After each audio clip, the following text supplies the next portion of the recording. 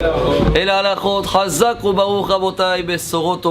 est aujourd'hui le 18 dans le mois de Kislev, Haï, et comme tout le monde est en train de parler et d'être intéressé de ce qui se passe dans les pieds, alors nous on va parler des chaussures, parce que dans la paracha, il y a cette histoire que les frères ils ont vendu Yosef, et dans la haftara de cette semaine, c'est le prophète Amos, il nous détaille Al-Mochram Tzadik Ba'avur Na'alaim. Quand ils ont vendu Yosef, au début ils voulaient le tuer, mais comme vous savez très bien, vous allez suivre cette semaine, comment à la fin, Reuven l'a essayé de sauver, Yehuda il a dit bon viens on va le vendre, et qu'est-ce qu'ils ont fait avec l'argent?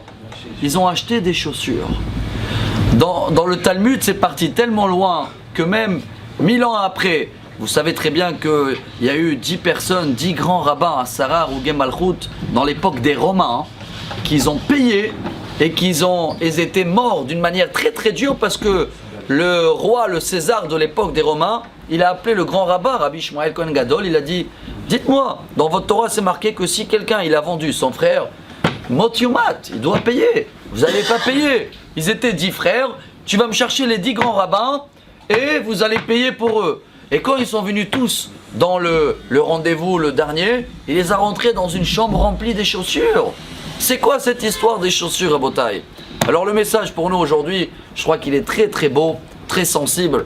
Il y avait quelqu'un, une fois il est venu voir le Rav Lipkovitch, un Rosh Yeshiva très connu, et il en proposait de travailler prof dans un Talmud Torah. Et le rabbin il écoute comme ça, il lui dit dis-moi, tu as assez de patience?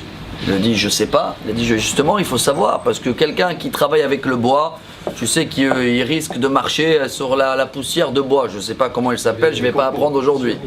Les copeaux.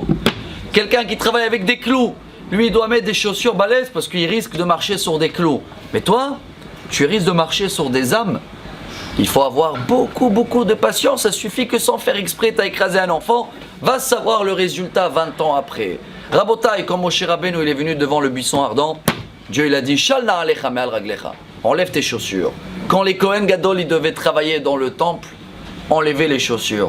Quand tu n'as pas de chaussures, tu sens chaque détail où tu marches. Tu es beaucoup plus sensible.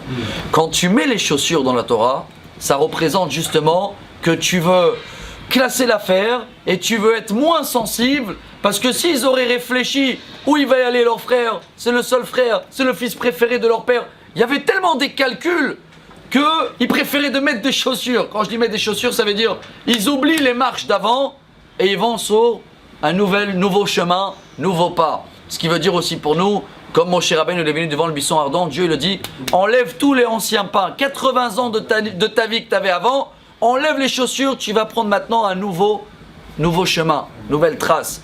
Alors pour nous, Rabotaï, maintenant 7 jours avant Hanouka, à nous d'être beaucoup plus sensibles à notre entourage, savoir quand il faut enlever les chaussures, quand il faut savoir est-ce que là je vexe pas quelqu'un, j'écrase pas quelqu'un, que ce sera dans la maison, que ce sera avec les enfants, que ce sera dans la communauté, entre amis. Si on arrive à savoir quand il faut enlever les chaussures, alors là on va réparer la faute de 10 frères que justement ils ont mis exprès les chaussures pour un petit peu oublier cette histoire avec Yosef. Voilà le message des chaussures. Excellente journée à tous, qu'on va marcher sur des bonnes pas, Bezrat Hashem.